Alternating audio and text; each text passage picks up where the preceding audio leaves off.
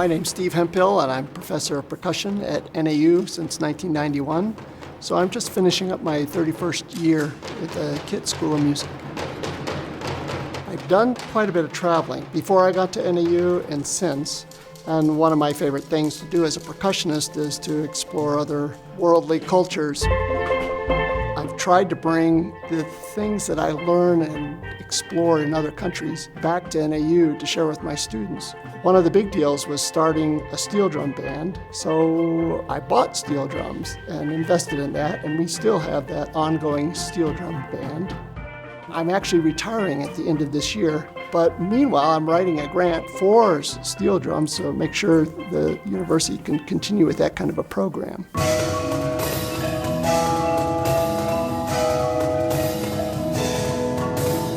I have about 6 or 7 students that have gone on to do what I do, teach at a university. Lots of public educators. That's exciting. All these percussionists together. We try to develop a culture. I suppose the most important thing that keeps me in education is the fact that every day is a new day. You never know what to expect. The children are different every year, and the questions are different every year, and it gives me an opportunity to be a broader reaching human every single day. Both of my parents were educators, arts and science, and every day is a day that science and art are part of my curriculum. I never leave it out. My kids are familiar with don't forget the art part. I also incorporate music. Last year, we watched a Nepali team take K2 Winter Summit, which was this amazing first in the world, and they were like, you should go do something crazy like that. So I took my kids to Nepal in the way that only a virtual field trip would work, where I went and I took them with me. I think that perseverance is the ultimate thing I want them to know, is that through that particular attribute, they'll be able to do anything they want. And I want them to go with art in their soul and science in their soul so that they can do great things with both. I just recently retired from NAU, and I've taught there for 45 years.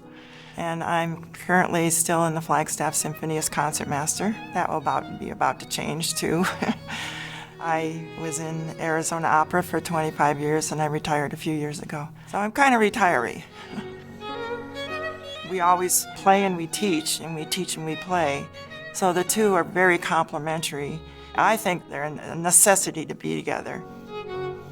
You know, I taught the university students, of course, but I started a Suzuki teacher training program for the university students because I feel like it's so important for the university students to learn how to teach. My desire was that everybody that came out of NAU would know what to do when they went in the classroom or if they had an individual child. They always come back and say how important that program was for their success in teaching. I hope they take away compassion for the students and that they will be in the classroom. They won't be mean. They'll be encouraging, and they make it successful for all of the kids, not just the top kids, but all of the students that they teach. And by that, I hope they love doing it.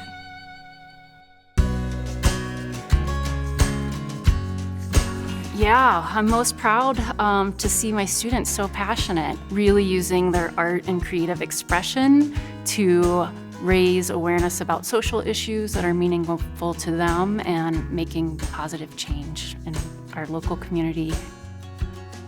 As an educator, we're passionate about our areas that we teach, passionate about the arts, passionate about expression and supporting makers, and really just sharing that passion with others to engage, connect, collaborate, heal, and bring positive change. One piece that we feel really proud about is in our 3D design course, we made large 20-inch letter sculptures that collectively spelled the word justice. And then the surface design on these pieces, the students were really able to speak to those issues that were most meaningful to them. So even though we were apart making these letters, they came together as a whole. Coming off a 2-year global pandemic, I think we've all realized how important the arts are expressing ourselves, working through those feelings of grief and fear and isolation, and using our art to bring us together.